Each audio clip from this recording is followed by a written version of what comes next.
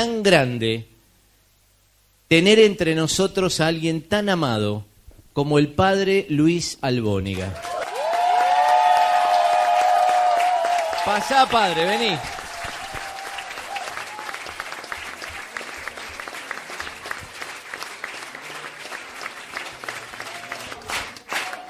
Bueno, gracias. La verdad, parece mentira, ¿no? Es así, la dinámica pascual. Sí. Bueno, gracias. Gracias, se sintió. Se sintió de verdad la oración, porque yo siempre pensé, durante el año pasado, que lo que pude palpar era la fuerza de la oración de tanta gente. Porque las experiencias que viví en medio del dolor eran profundamente claras como expresión de la acción de Dios en mi vida. Como que Dios se veía impulsado, forzado, diría casi, por la oración de tantos a manifestarse, ¿no? Una de las manifestaciones más fuertes fue, se las cuento así en modo de intimidad, ¿no? Momentos en que aparecía tentación fuerte de decir, bueno, tal vez hay que tomar otro camino, como si uno se iba a poner a caminar en otra dirección, y entonces sentía físicamente que dos manos me agarraban de atrás y me retenían fuertemente. Claramente que eran las manos de Jesús, ¿no? Y yo digo, eso fue la fuerza de tanta oración, así que gracias de corazón. Y experimenté tal vez por primera vez en mi vida esto de la fecundidad de la cruz, que es tan difícil de explicar, ¿no? Que solo se puede comprender cuando uno la atraviesa, y en eso me ayudó mucho una frase de San Juan de la Cruz, que dice que muchos cristianos, cuando tienen delante de la cruz, ceden a la tentación de esquivarla, y que se pierden la gran posibilidad de la fecundidad que da la cruz, que hay que atravesarla, ¿no? Es lo que él llama la noche de los sentidos y después la noche del espíritu. Así que acá estamos, sobreviviendo, con mucha alegría, y muy acompañado y sostenido por la querida comunidad de Miramar. Así que 3 meses llevamos ahí, y es como si nos conociéramos de toda la vida, así lo siento yo, ¿no? Es así. Bueno, qué lindo verlos. Bueno, yo tenía que hablar, ¿no?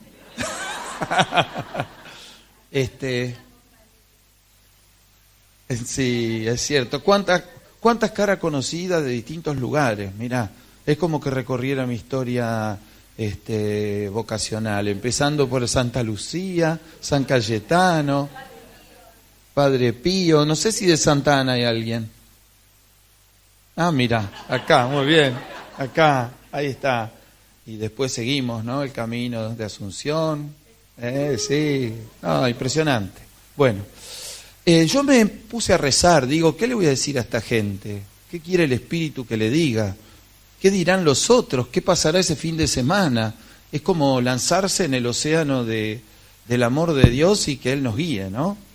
Y entonces me quedé con este salmo que ustedes tienen como leitmotiv, como inspirador, ¿no? El Salmo 107, ¿no me equivoco?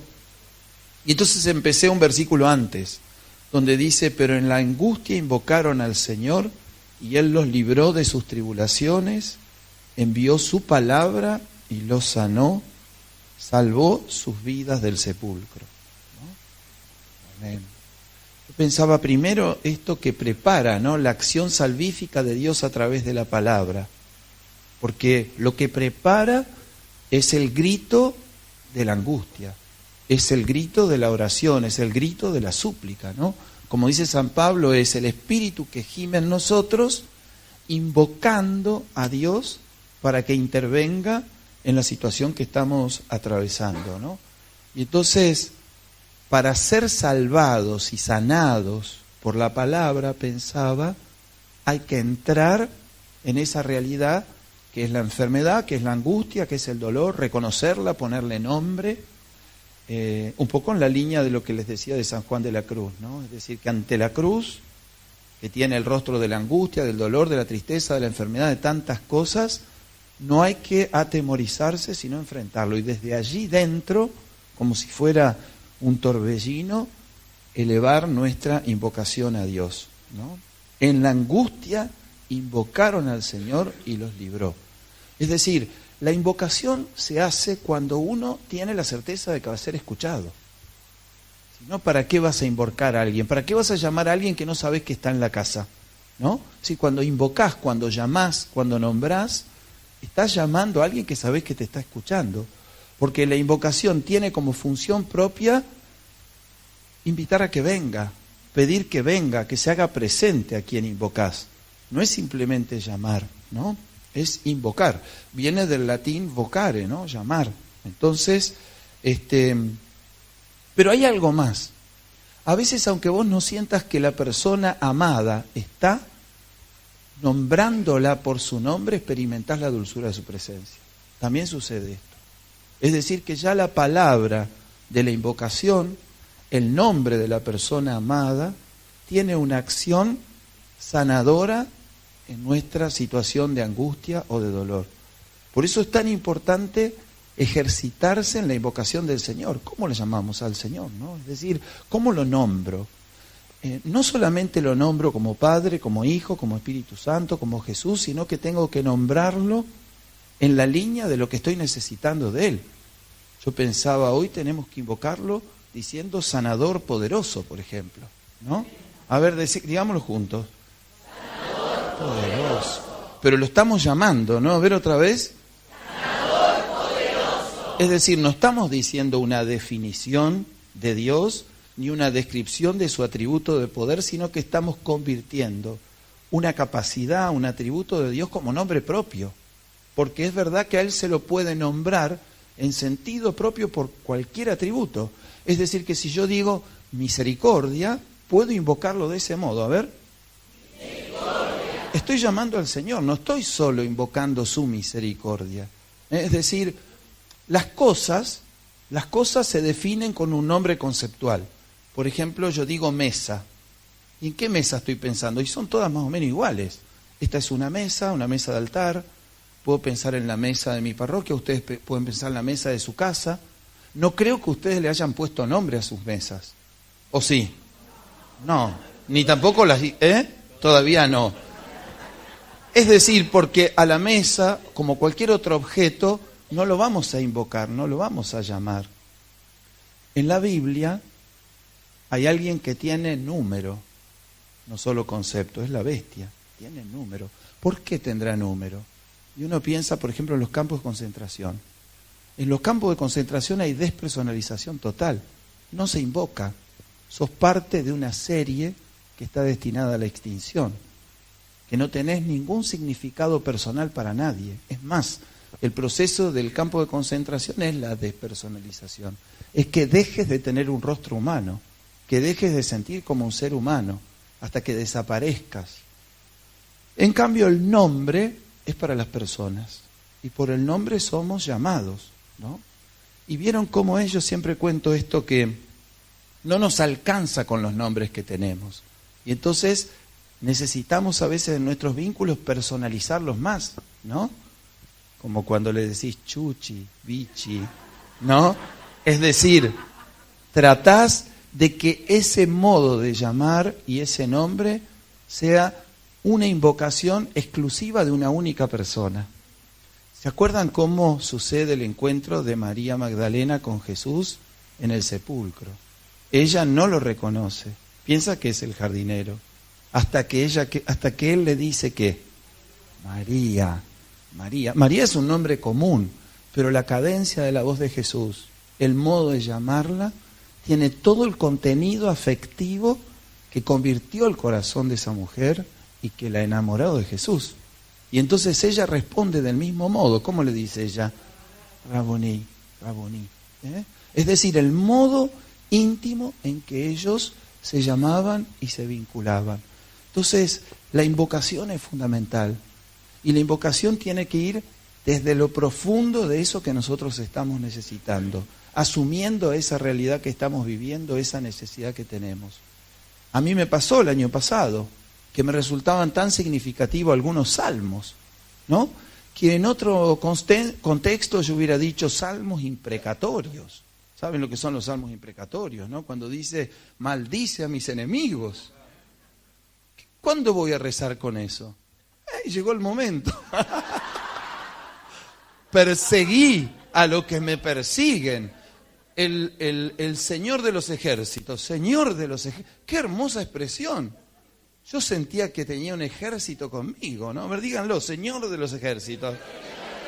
Señor de los ejércitos, claro que sí. Cuando uno se siente abatido, cuando uno necesita mantener un combate físico o espiritual, esa palabra, ese nombre, esa invocación del Dios que viene a luchar al lado tuyo, es verdaderamente reveladora y transformadora.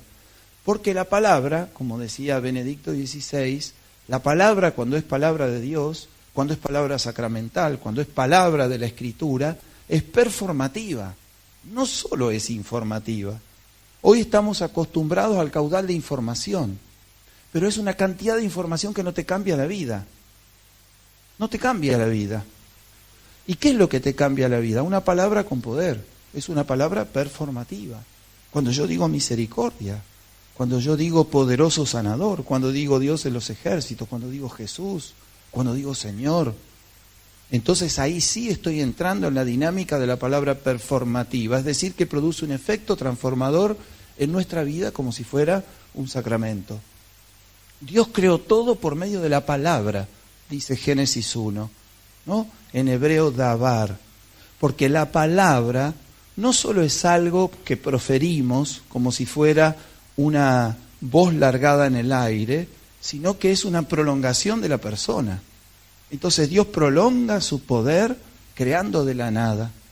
Y saben que Adán, que fue sacado de la tierra, en Génesis 2, le ayuda a ordenar a Dios. Es muy lindo. Él va poniendo nombre a las cosas. Es decir, la palabra saca del caos y hace que emerja el sentido, ¿no? Lo primero que hacemos cuando vamos a tener un hijo, no es mi caso, es pensar el nombre que le vamos a poner, ¿o no? Y sí, porque eso lo hace único y comienza allí una relación personal. Bueno, y Dios por la palabra no hizo lo más difícil creando de la nada, aunque parezca que sí, sino recreando lo que había sido distorsionado y destruido. Dios manifiesta más su poder en su misericordia que en la creación. Porque es más difícil, como diría un maestro mayor de obras, arreglar una edificación que hacerla de la nada. Entonces la palabra que se hace carne, capítulo 1 del Evangelio de Juan, ahora recrea, reordena y nos vuelve a nombrar. Ya no nos dice Adán porque fuiste sacado de la tierra, sino que fuiste hecho hijo en el Hijo y recibiste gracia sobre gracia. Y eso significa un salto infinito, porque significa que ahora la palabra nos hizo íntimos de Dios. Entonces la palabra tiene esa fuerza recreadora y se nos comunica gratuitamente, pero reclama también nuestra invocación. Invocar, llamar, mientras vamos, mientras venimos. Eso es lo primero, ¿no? Que me parece lindo para esta noche. Es decir, invoquemos al Señor cuando nos vamos a dormir, invoquemos en la línea de lo que estamos necesitando, invoquémoslo desde la angustia y dejemos que su palabra empiece a realizar ese efecto transformador. Pensaba como segunda cosa en esa escena que siempre me impresiona tanto cuando Jesús llega a la piscina de Betzatá y está allí lleno de enfermos, ¿no? Es un lugar de angustia. Bueno, los que han ido alguna vez allí a Jerusalén habrán visitado. Se pensaba que el Evangelio de Juan era el menos relevante desde el punto de vista histórico, dado su carácter altamente teológico, espiritual, simbólico.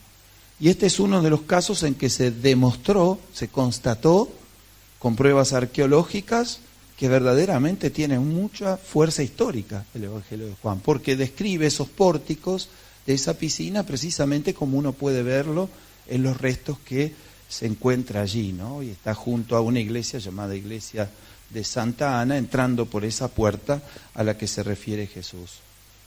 Y allí hay un caso, ¿no?, que me parece significativo. Y voy a leer algunos versículos nomás del capítulo 5 del Evangelio según San Juan, versículos 1 al 8.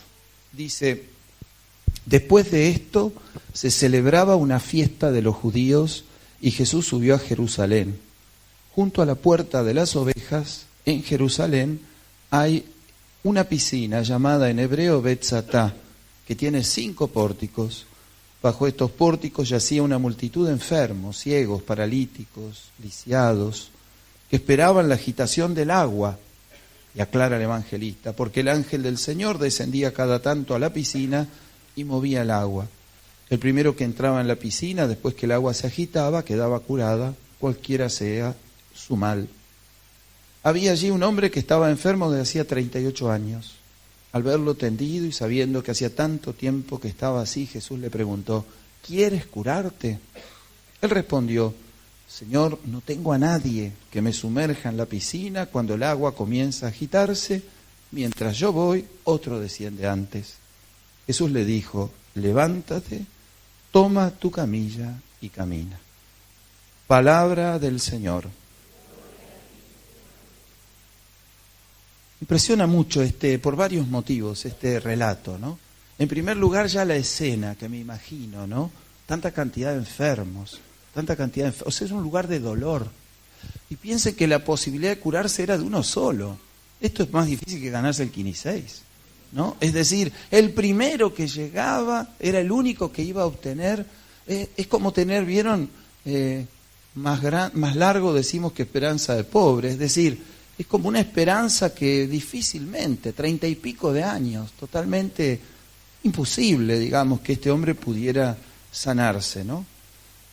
Pero me resultan muy significativas algunas cosas. En primer lugar, me resulta significativa la mirada de Jesús. Es decir, Jesús reposa su mirada sobre uno de estos, entre tanta multitud. Y esto de la sanación integral, que es el tema que están ustedes rezando y meditando, y que para mí es fundamental. Lo hablaba con un médico que me hice amigo en Jujuy, que se dedica a lo que son enfermedades que son inmunodeficientes, digamos, no sé cómo llamarlo. Claro, ese tipo de enfermedades. Y entonces, ¿qué hacía él? Todo el año trabajamos juntos. Él cobraba, yo atendía gratis, ¿no? Pero verdaderamente, claro, su concepto es que en realidad el abordaje integral requiere la dimensión espiritual. Porque si la sanación no es integral, no te sanás. Y muchas enfermedades en el fondo están reforzadas o tienen su origen en lo espiritual. Es allí donde está la enfermedad, donde empieza la enfermedad, donde se sigue haciendo como el hornito que lleva adelante la enfermedad. Entonces Jesús, que mire integralmente. ¿Se acuerdan cuando los amigos bajan a aquel hombre paralítico por el techo? Y Jesús mira y no le dice, toma tu camilla y anda. ¿Qué le dice? Tus pecados te son perdonados. Es decir, empieza por el origen de la enfermedad. Ahí está el origen. Es decir, si vamos a hacer la sanación integral, y después dice, bueno, para que sepan que el Hijo de Dios tiene el poder, que su palabra tiene el poder de la sanación integral, levántate, andá, mostrarle a todos que estás verdaderamente sanado. Entonces, Jesús que ve integralmente, ¿no? Ve a este hombre integralmente. En segundo lugar, hablaba yo de la invocación, dije. El primer punto era la invocación. Este hombre enfermo invocó al Señor. No se escucha que le diga, Jesús, ¿se acuerdan el ciego? Jesús, hijo de David. Y lo patean para que se calle, que no moleste, ¿no? Acá no hay invocación, pero hay un gemido interior, hay un grito interior. Jesús escucha nuestros gemidos y nuestros lamentos. Jesús, como dice la palabra, tiene un oído atento. Y Jesús es capaz de escuchar hasta nuestros pensamientos más silenciosos e íntimos, que a veces ni nosotros nos damos cuenta, porque son una invocación para Él, porque le gusta escuchar y hacerse cargo de lo nuestro. Entonces me impresiona esto, es decir, el gemido de este hombre, 30 años gimiendo interiormente, nadie lo debe haber escuchado nunca, porque el nadie, no tengo nadie, dice, no tengo nadie que me acerque, no tengo nadie. O sea que su gran enfermedad es el aislamiento, está solo, esa es la gran enfermedad. La soledad y el aislamiento que aunque él invoque, nadie lo escucha, con que él pida, nadie lo socorre. Y el Señor ha escuchado el lamento y la súplica, la invocación de este hombre, su dolor, y se acerca a él.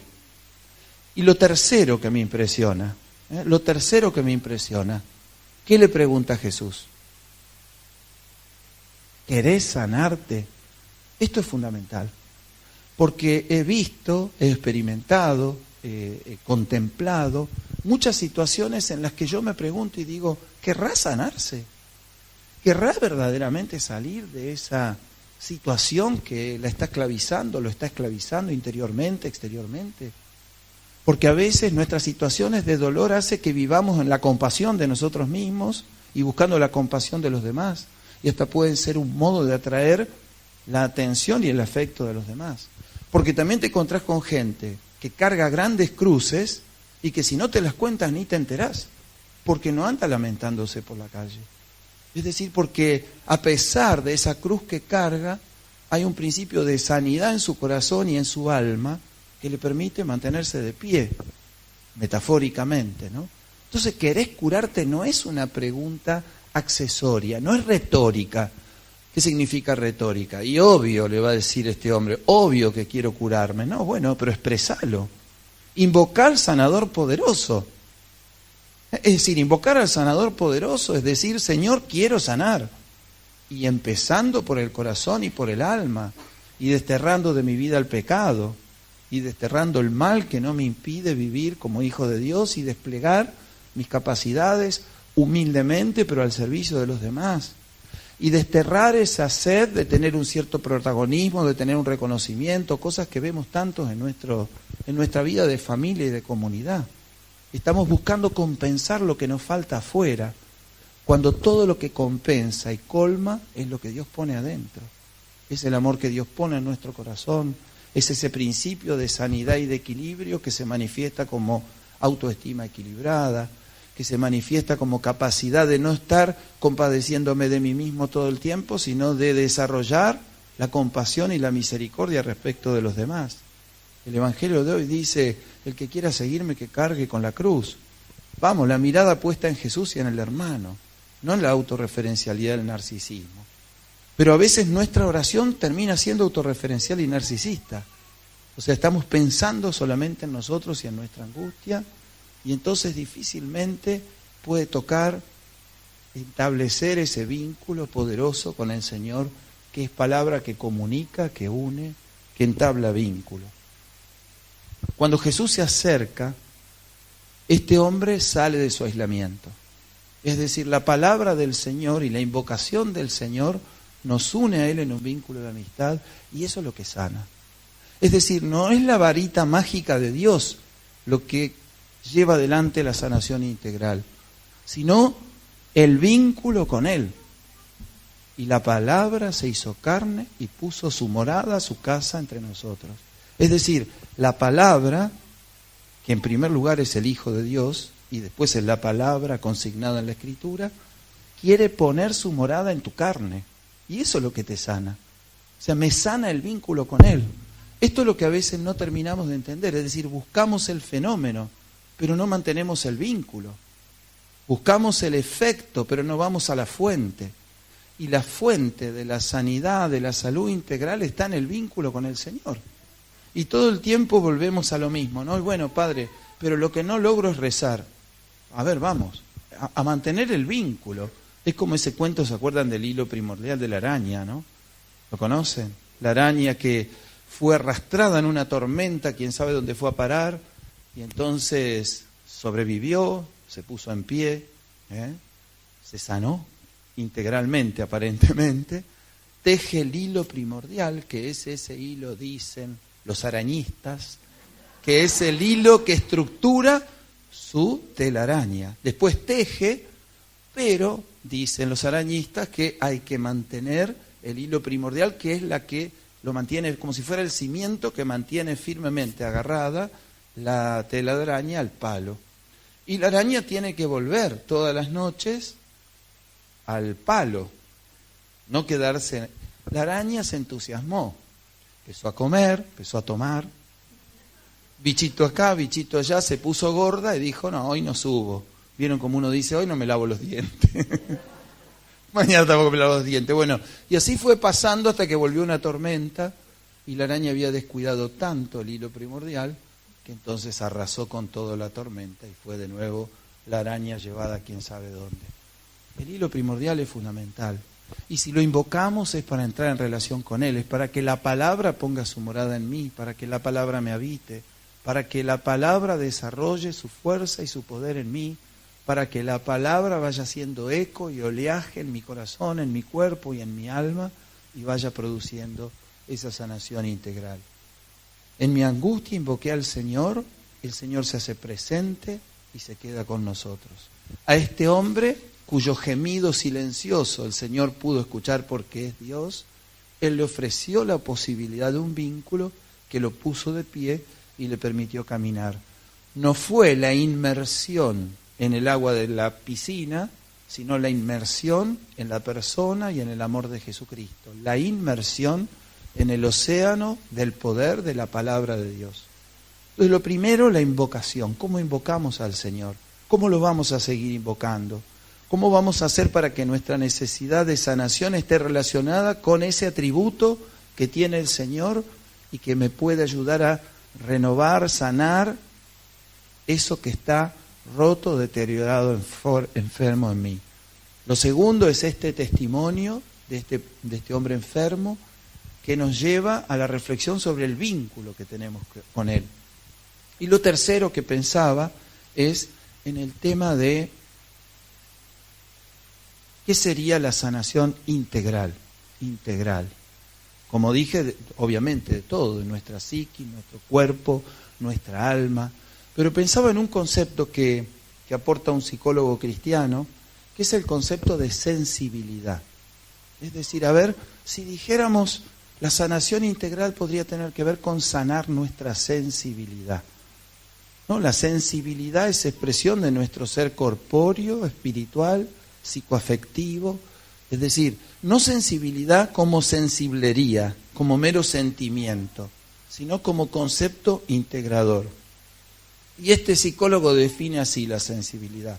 Dice, es una orientación emocional, mental y decisional impresa en nuestro mundo interior desde el momento en que comienza nuestra existencia y a lo largo de toda nuestra vida, que se va formando también a través de nuestras elecciones.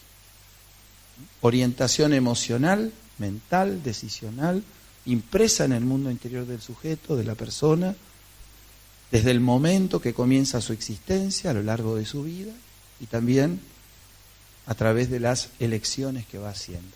Me parece que es un concepto interesante. ¿Qué sería primero orientación?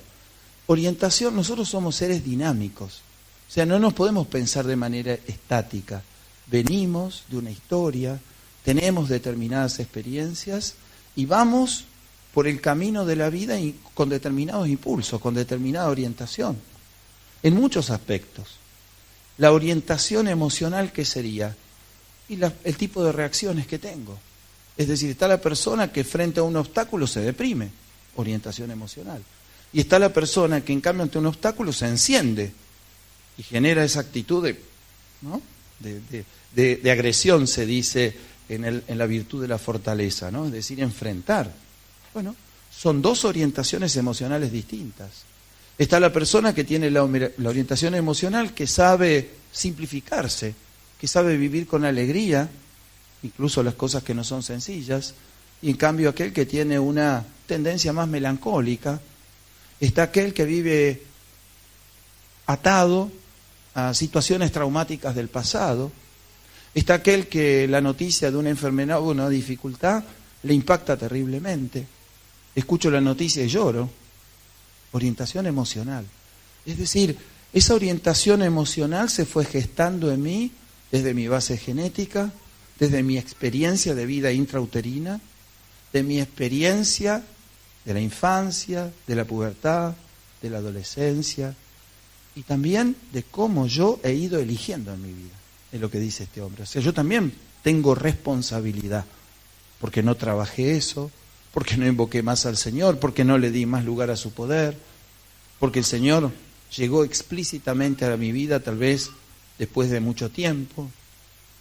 En segundo lugar dice emocional y mental. Es decir, no todos tenemos la misma forma de ver, de pensar y de juzgar. Entonces está la persona que lo primero que hace es juzgar mal, por ejemplo. Es una orientación, es algo que está interiorizado. Repito, base genética, experiencia de vida intrauterina, infancia, todo lo que nos fue pasando. Está la persona que mira con temor, que juzga con temor, que pondera con temor. Está la persona que tiene un juicio infravalorativo de sí mismo y entonces no logra dar los pasos que podría dar si se diera cuenta del sostén que tiene en el Señor, en la comunidad, en la familia, en un hermano, en un amigo. Orientación mental. Y orientación decisional, es decir, las opciones que tomamos, las elecciones que hacemos. A veces podemos hacer elecciones más importantes en nuestra vida y nos quedamos cortos, nos achicamos. Es decir, puede haber cierta actitud heroica en poner un límite, en tomar una decisión, en animarnos a hacer una determinada cosa. Y a veces cuando lo hacemos después nos damos cuenta de cómo eso transforma nuestra sensibilidad. Lo importante es entender que la sensibilidad es orientación, es decir, es dinámico. Y yo no puedo cambiarme a mí mismo de un día para otro, sino que ese cambio de la orientación emocional, mental y decisional requiere de la intervención de Dios y requieren de, ¿querés curarte? ¿Querés cambiar eso?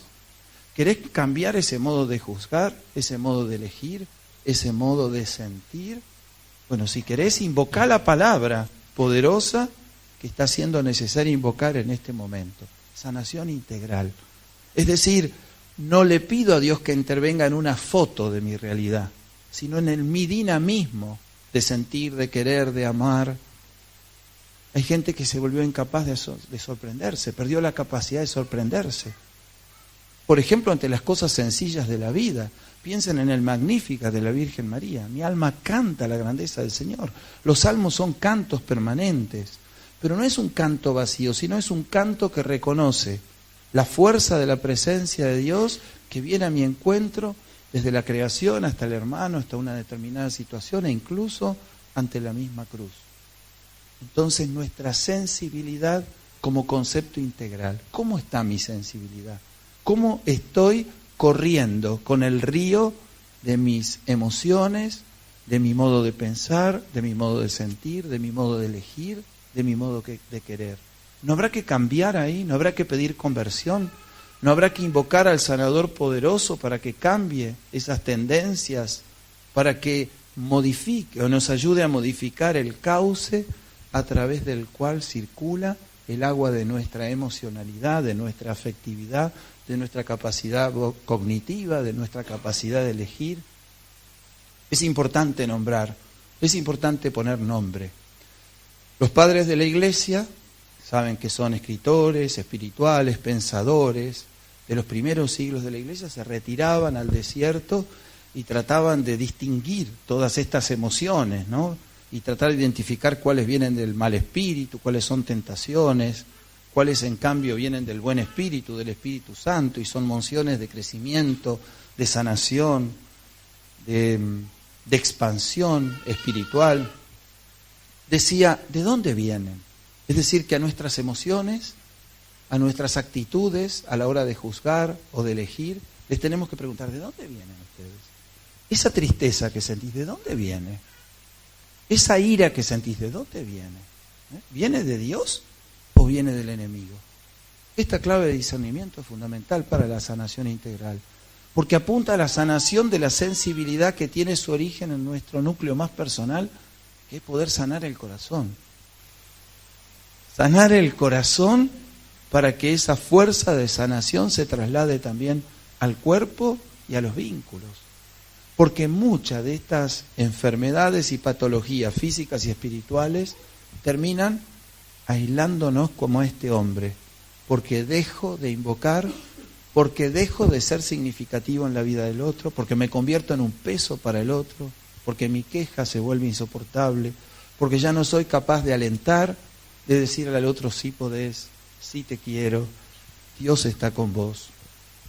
Primera cosa entonces, invocar al Señor, invocarlo en todo momento. Invocarlo para entablar un vínculo de amistad y de amor con Él, para que su palabra pueda poner su morada en nosotros. No dejar de expresar ese gemido en relación con el Señor, en la forma de la alabanza, de la súplica.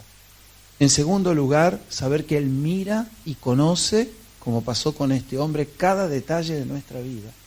Nada de lo nuestro le es desconocido. La palabra conoce todo. Y en tercer lugar, para que sea integral, que toque nuestra sensibilidad, nuestro cuerpo, nuestra alma, nuestro modo de orientarnos, nuestro modo de tender en lo afectivo, en lo cognitivo y también en lo que es nuestro querer, nuestra voluntad, nuestro decidir y nuestro elegir. Creo que sería importante elegir, este sería el ejercicio que yo propongo, elegir el nombre con el que podríamos invocar a la palabra en esta noche. ¿Con qué nombre lo invocarías al Señor de acuerdo a esa situación de angustia, esa necesidad de sanación, pero dejando que fluya desde tu sensibilidad, que pueda realmente dar en la clave con eso que el Señor te está invitando a renovar, a sonar y a transformar? Porque Él nos está preguntando esta noche, ¿querés sanarte? ¿Pero de verdad querés sanarte? ¿Querés sanarte de esa tristeza? ¿Querés sanarte de ese rencor? ¿Querés sanarte de ese resentimiento? ¿Querés sanarte de ese sentimiento que tenés respecto de vos, que no es sano, que no te ayuda, que no viene de Dios? ¿Querés sanarte de esas tentaciones que te acosan y que terminás cediendo y que te achican y que te envilecen? ¿Querés sanarte? ¿Querés renovarte? El Señor nos lo pregunta y nuestra respuesta tiene que ser convencida y firme. No afirmada en nuestra capacidad, sino en el poder de Él, en el poder de sanación, en el poder de la palabra. Le invito a que hagamos un momento de silencio, que cada uno piense ese nombre con el que hoy está necesitando invocar al Señor. Y cuando yo le diga, lo vamos a decir todos juntos y lo vamos a repetir. No importa que todos digamos distintas cosas, el Señor va a escuchar lo de cada uno. Y esa sinfonía de invocación que vamos a hacer juntos va a ser como un canto de alabanza al Señor, al que invocamos en cada una de nuestra necesidad actual, real y concreta de nuestra vida.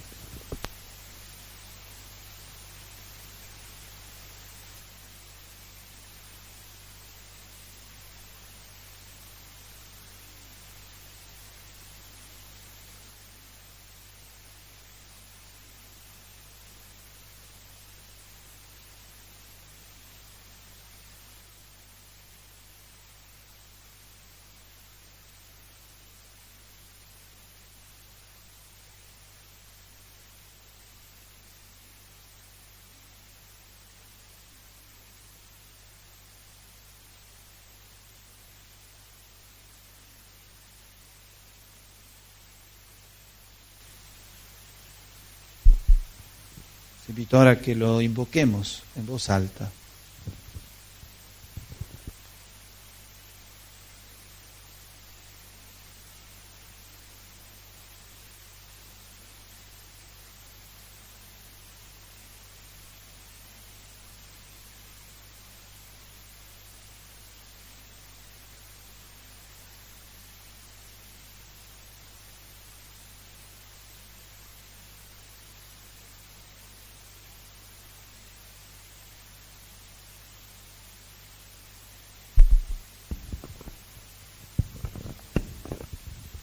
El Señor escucha y está escuchando nuestra invocación. Y si no es la palabra que da justo nuestra necesidad, Él la escucha en la clave de lo que necesitamos. Señor, escuchá, Señor, apoyá tus manos poderosas, tus labios, abrazá, acariciá nuestra sensibilidad herida, nuestra presencia frágil ante ti, que abrazada por tu poder se renueva.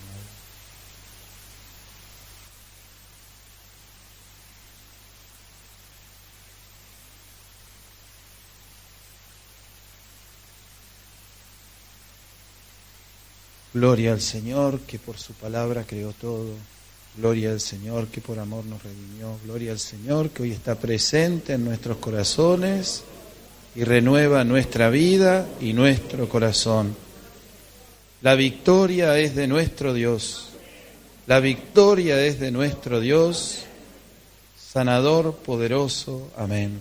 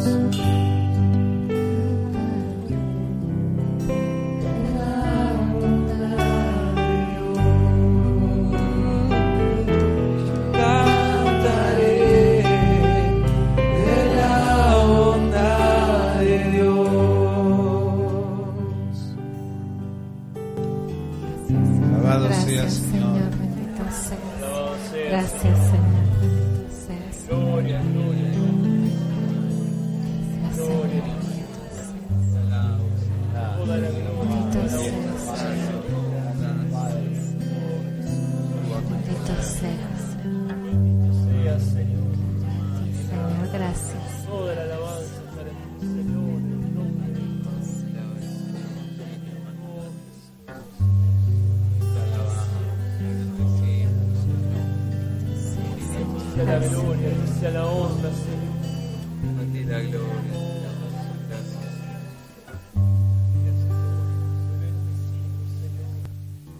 Te adoramos, Señor.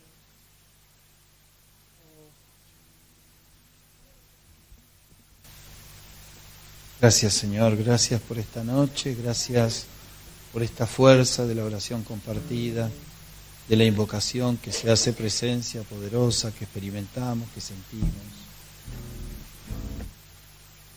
Y te lo digo como lo dijo el salmista, y se lo digo a los hermanos: en mi angustia invoqué al Señor y Él me salvó.